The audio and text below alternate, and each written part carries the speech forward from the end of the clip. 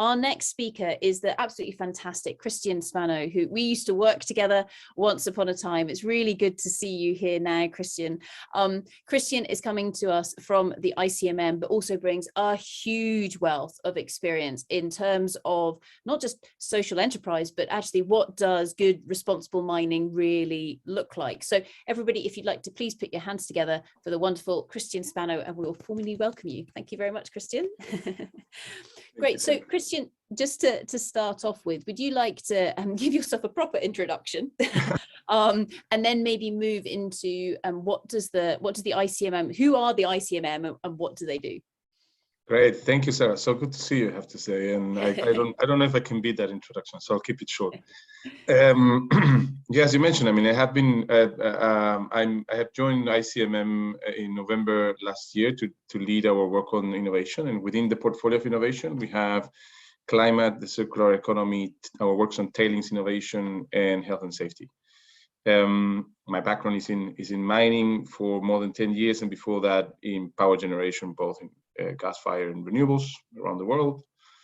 And you know, what is ICMM? ICMM is a very particular industrial association in the sense that we are not the traditional industrial association that tries to, you know, fight for prices or volumes or try to lobby for regulation or stuff like that. What we have is we have a strong lens. Our guiding star, we have two guiding stars, is the SDGs, the United Nations Sustainable Development Goals, and the Paris Agreement. So the question we try to answer is, how can we work with leaders in the mining industry to accelerate action towards those two stars, the SDGs and the Paris Agreement? The way we do it is by having a very powerful council that is represented by 26 of the CEOs in the mining industry. We represent 30% of the market cap of the industry. There are 650 sites in ICMM or represented in ICMM. So if you look at the work that we do, it's all about driving and accelerating action and performance around climate, environment, social governance aspects through this engagement with leaders, with CEOs in the industry. So that's me, and that's ICMM. Fantastic. Thank you very much for that, Christian. What a brilliant overview.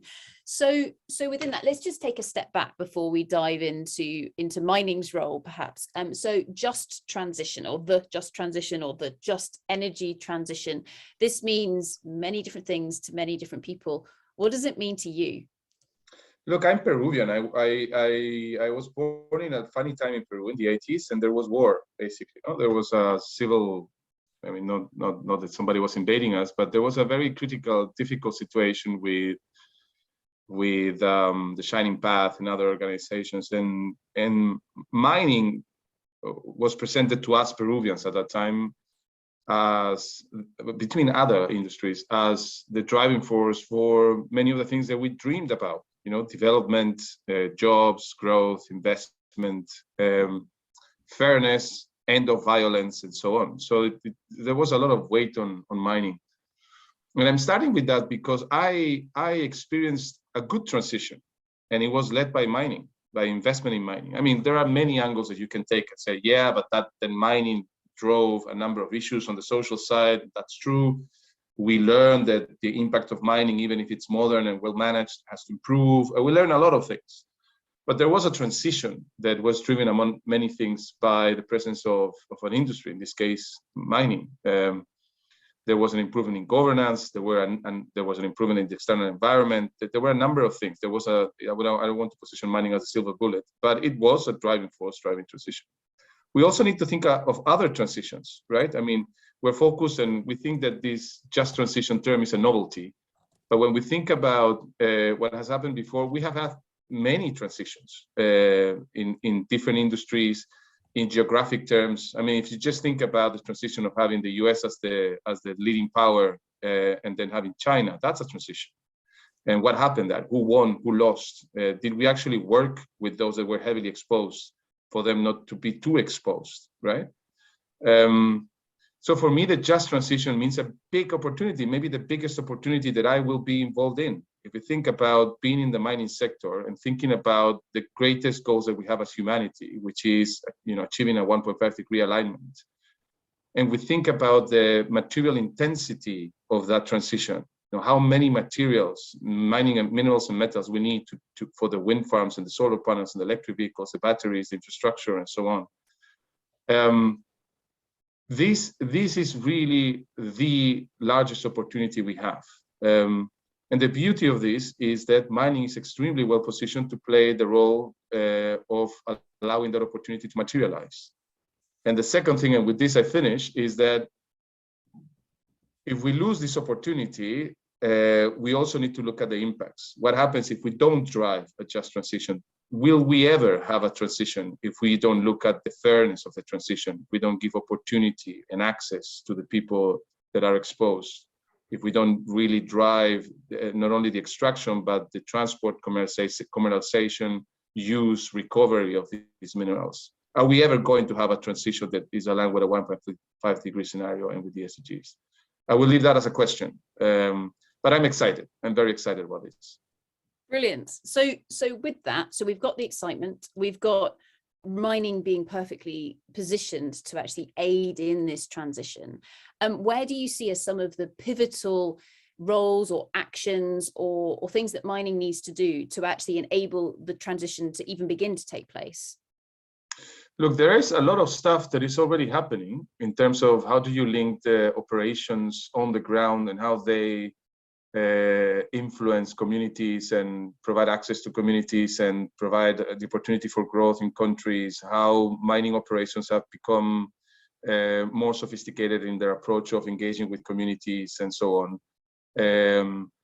So we need to do more of that, and that needs to become the standard. So it's not that that's unknown territory. The mining industry has been improving on that front. There is still work to do, but it's a good sign that this is not starting today. It has been improving over, but that needs to become the standard, and that is the challenge that we face. And not only the standard among the large mining companies, but across the industry. And so, doing more of the good stuff, it's very important. Now, we also need to think about on the other spectrum, which is we need to start plotting what are the transformational opportunities that the mining industry may have, and we are not exploring enough because the current model has worked really well for the industry in terms of providing, financial returns and, growth. So that is a space that I think is unique now. So can we rethink mining? Not because we have to, but because the context now offers us a number of opportunities in terms of policies, leadership, and momentum to really try to rethink mining. And again, if you look at the leaders in the industry, they are already doing it. They are already presenting the future of mining, the mine of the future, and all of that. But there are elements there that I think this reimagining freely without the pressure that you have to, but you can, is something that we should embrace even more because the context to drive this transformational change will not be there forever. We are now in a unique position where we have the next 10 years to really think big, think transformational, and think about, what are the circular models that we could think about? How can a mining company become a circular company? What would that mean in terms of opportunity for communities? What would that mean for host countries? What would that mean for a climate point of view? What would that mean for the markets that buy and consume is there a unique position, and what are the models? And what are the basic conditions that we need on the operational side and in the market for these models to emerge and not be niche, but the new standard? This is the exciting space, right? That before we couldn't dream about because the context didn't allow us. But now the context is really opening opportunity for us to think in that direction too. And I feel like we are in a good stage in the current model in the sense that, again, we are improving it, we have been working in optimizing it, and we need to make that the norm across the whole industry. But now this opportunity to thinking bigger is quite something. So that's really exciting. And I think this whole change in context piece is so vital with regards to the transformation and everything that's going on. Now, some of the speakers that we've had over the last few days, if we said to them, hey, some of the largest mining companies in the world, they are seriously taking this as the opportunity to redesign their operating model, their business model, etc. I think, being fairly realistic, those individuals would turn around and say, utter rubbish. Those large mining companies are only in it for making cash and getting rich. What's your, sorry, I know this is a horrible question, Christian. What's your response to that? I think, look, I'll give you an example. I'll give you an example that I've given several times, but I think it works well. So when the Model T was invented by Ford, no, it wasn't the best car. There were no roads. There were no driver's license. There was no regulation. People were in their horses. And if you would have asked somebody what is the future of mobility at that time, people would have said better horses. You know, and the big problem was manure, literally. So what happened? You know, 100 years away, we have lots of cars. We have lots of roads. We have proper regulation. We have drivers. So what I'm saying is, it is very hard to go to a large mining company that has invested years, money, credibility, political capital to establish a model and the context for that model to work well, and now turn and say, we need something completely different now. You know, we need to understand that we need to have the basic conditions for that transformation to happen. And if you go now with a big innovation in mining to a financial organization, I was listening to the recording now, so there is work to be done in ESG for sure, you know, to drive innovation, to support innovation, to not make innovation more expensive. We also need to think about regulation. So how do we allow a linear system to allow circular models to exist? That is very difficult. And if you talk to Philips, and the light as a service model finds challenges with public procurement, for example, because governments need to own the bulbs. You cannot go with a contract that says, I'll give you light in your roads. They will say, no, I want to own the bulbs. That's linear. And so I think we need to step back and think about, you know, instead of just, I think there's always a carrot and a stick, but we need to think about the carrots a little bit more, and we need to think about them together. Because if we put enough carrots, people are very clever in the mining industry and they will follow them. But just going stick will move us very slowly. I'm just envisaging a whole kind of trail of carrots just sticking out the ground in front of me. There's an amazing visualization that's going on here. So with this then, Christian, from a mining company perspective, so you've got some very large organizations. They are dealing with something that's actually a very long time horizon. So most of the assets that are being worked are where we're talking about life of mines of multiple decades, for example, and it takes 10, 20, even 30 years to go from that finding something, not even exploring for it, finding it, and then actually switching on or commissioning that mine site. So we're talking really long time horizons. Yet what we're talking about here in terms of the innovation and the creativity and the willingness to try new ways with the business model, it almost requires a slightly different mindset in terms of that creativity and that innovation. Are you finding that the mining companies are bringing in a sort of different variety of people to help with that? Or is the innovation coming from within, and it's almost like the engineers and the scientists have been just bursting with this and trying to get it out for many years? Look, that's a brilliant question. I mean, how do you drive innovation? I would like to step back a little bit more. I mean, you know, the beauty of having a model that works really well is that you don't want to touch it. Yeah. Right. And we can challenge the mining model from many angles, and that's what we do at basically at ICMM, right? And we look at the mining model and we make, you know, we see how the model can be improved, right? That's our job. We need to engage with leaders, and leaders will come and tell us, look, we want to work and focus on here. And we will also say, look, this is the areas where, so we're constantly looking at the current model. So there is an element of optimizing. And for optimizing the mining industry is extremely good. Like if you think about cutting costs, being more efficient, making the process better and better and better, optimizing the current model, I have no doubt that there is enough capacity and capabilities.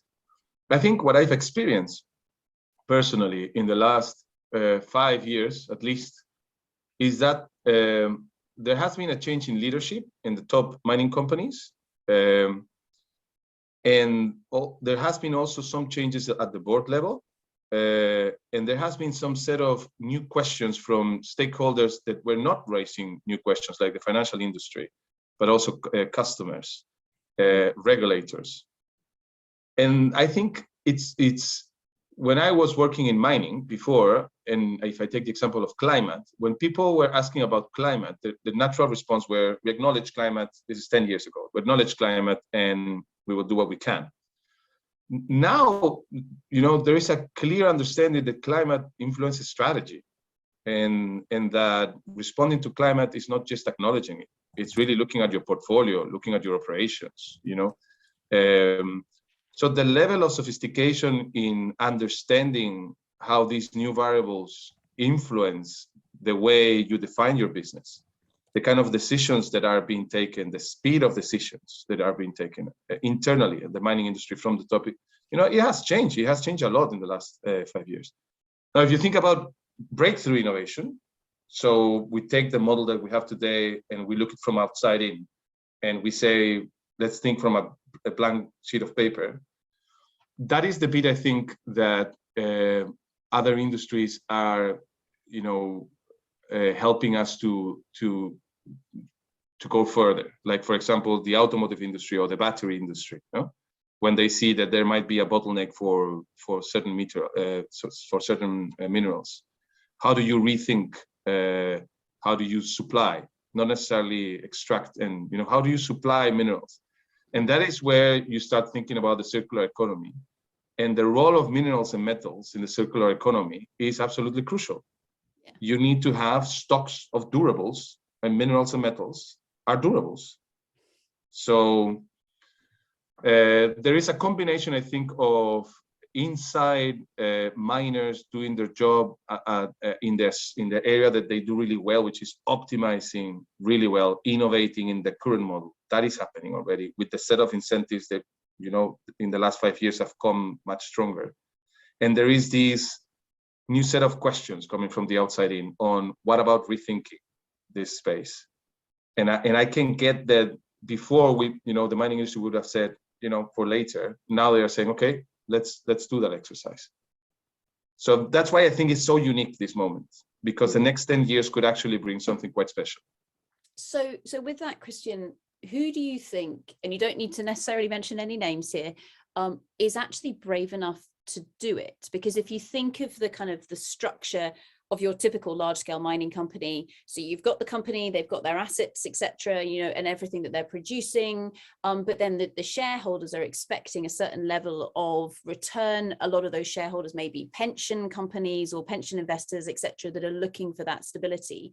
Now, for a mining company to make this step change shift in terms of business model, that may well significantly impact on those shareholders. And then you might then get, well, hang on a second, if company A is going, well, hey, we're going to go and jump, but then companies B, C, and D go, hey, excellent, that just means there's a bit more market space for us with regards to those particular investors.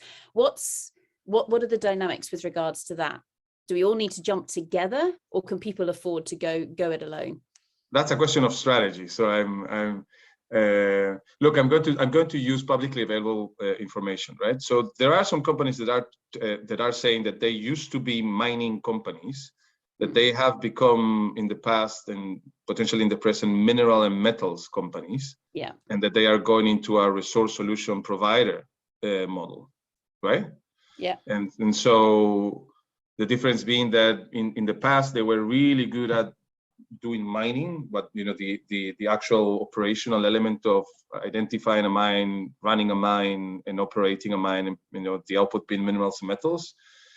In the near past and in the present, been also a miner, but more about how do you extract value from those minerals and metals. You do trading. Well, what do you do, right? With those minerals, focusing more on the product. And then the resource solution provider is in many ways a circular model where you think, well, my clients and the people along the value chain are going through the same transition as me. And I may be very well positioned to provide services and other products and connections and analytics that will allow me to keep selling minerals and metals, but go beyond. And can I recover those metals? Can I do joint ventures on analytics? Can I do traceability? Can I provide, can I do carbon services? I mean, you open a spectrum, and that is publicly available. This is something that some mining companies are starting to explore. The other thing is interesting to see other mining companies actively investing in recycling different types of recycling assets, like, not only scrap, which is, traditionally being trade with scrap, but, recycling, batteries and recycling the materials and going further, how do you recover them? How do you optimize them and so on?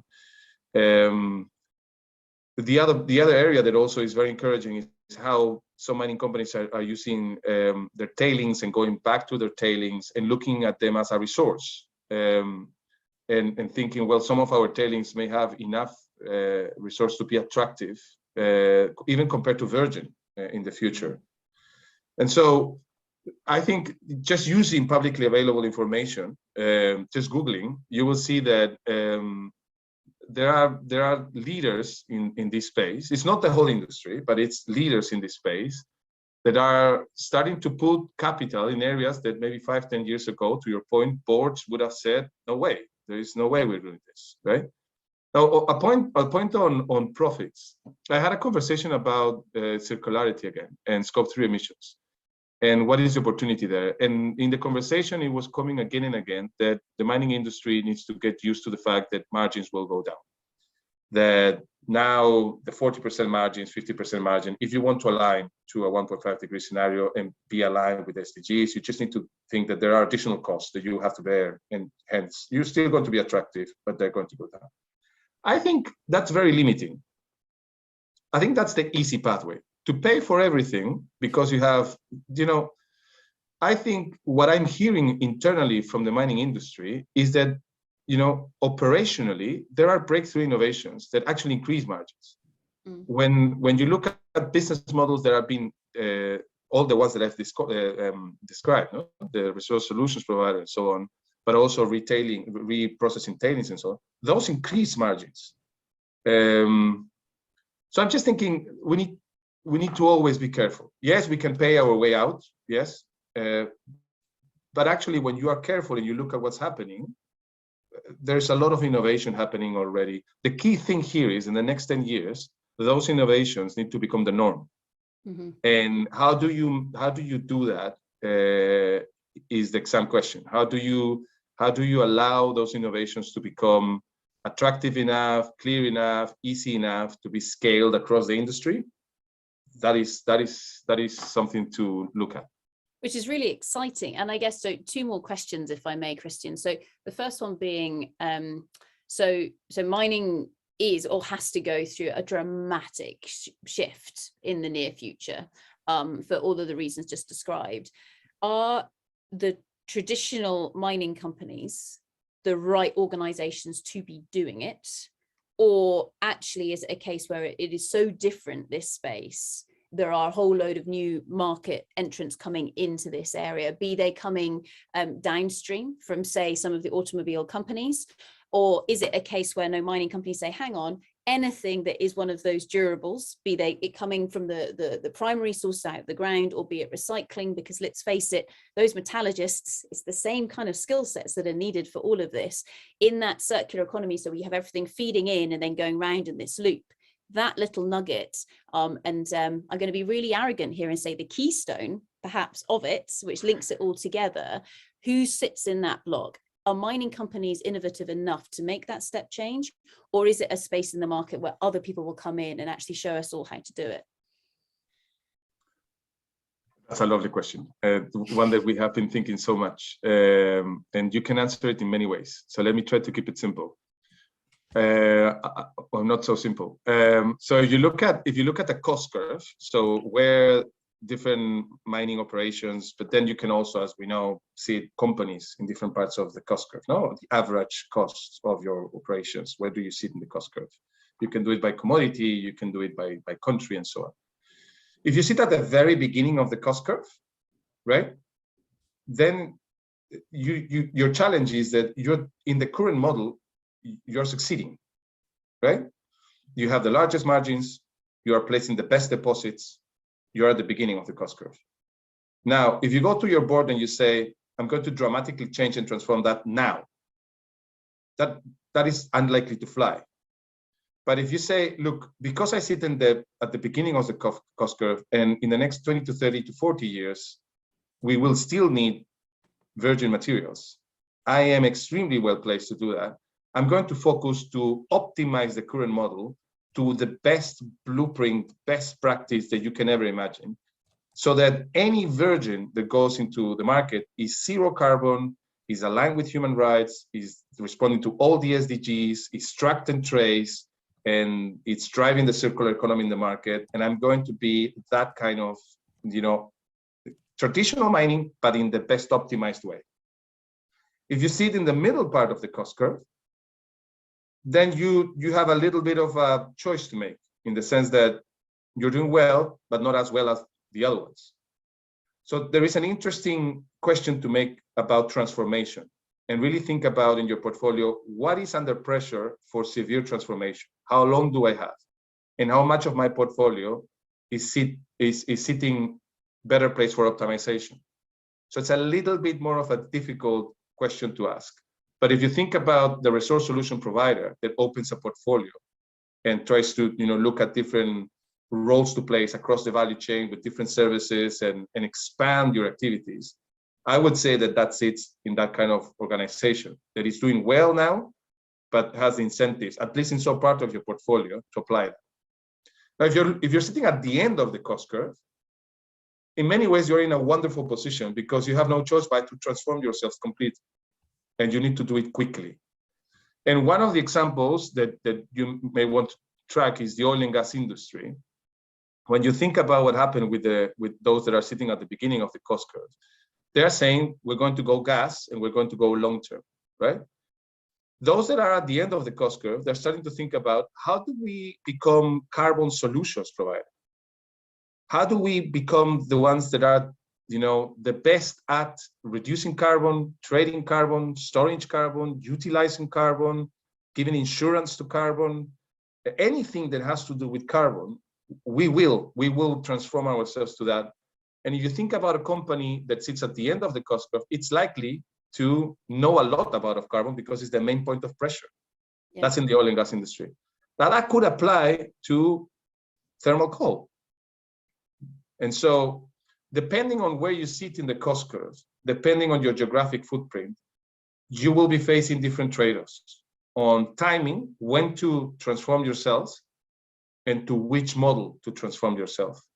And that could change within your portfolio too. Some part of your portfolio may be facing, more radical change now, some others may not. And making that clear to boards and to the external environment is becoming very useful. And I know that, again, members are starting to look at that in that way, Great, thank you for that. So talking about which bits of the portfolio need the most radical change, let's go for what some people deem to be the most radical change of all, which is, what do we call ourselves? So you mentioned earlier on that some organizations are calling themselves minerals and metals companies. Some organizations are calling themselves resource solution companies. So all rather than mining, because mining has such negative connotations now. Christian, from your perspective, as a sector, what should we be calling ourselves? Look, I mean, I'll give you an example. I always found, again, this is just a memory from me in Peru, that there are very few industries that call themselves by a process. So we call ourselves mining companies. Mining is a process, the process of mining.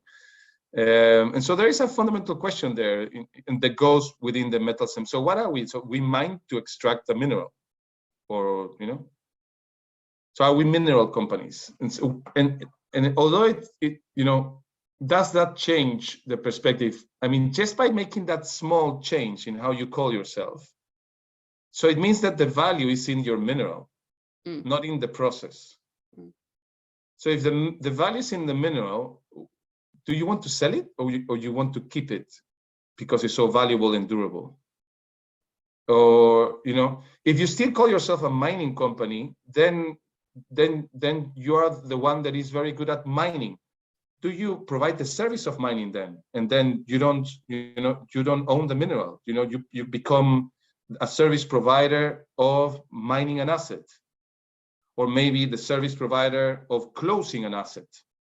So if you want to keep, and you think that your mentality is really good at the process level, then maybe you should be providing that as a service. Is that a bigger market?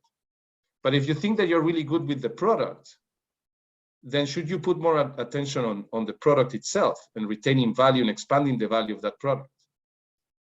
So how do we call ourselves? I think that is the beauty of what is coming. I think you're going to be seeing that many mining and metals companies of today, they're going to be calling themselves differently as we go, depending on where they go and depending on where they sit in the cost curve. I am super excited to see that large trading companies are starting to trade a lot of recycling material and batteries and so on. I'm super excited to hear this publicly saying resource solutions provider.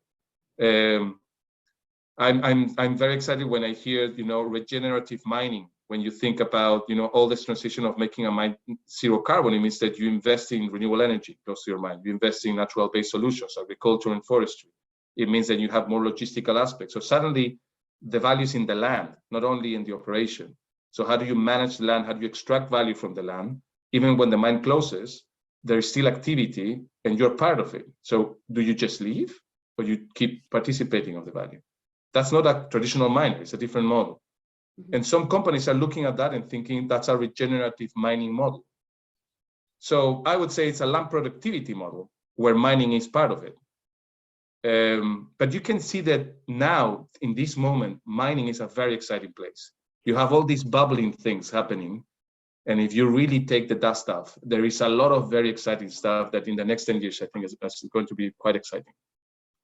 Brilliant. So with that, Christian, thank you so much for making mining or resource solutions, or whatever we want to call it, actually so exciting. And now, exactly as you say, is the time for us to get it right. Now is the time for change, for innovation, and to say, yeah, actually, how can we be part of the solution rather than not even having a seat at the table when all of this change is happening. So brilliant. Christian, thank you so much. So everybody, I'm going to invite you all to join me in a round of applause from behind your microphones for the wonderful Christian Spano. Thank you so much.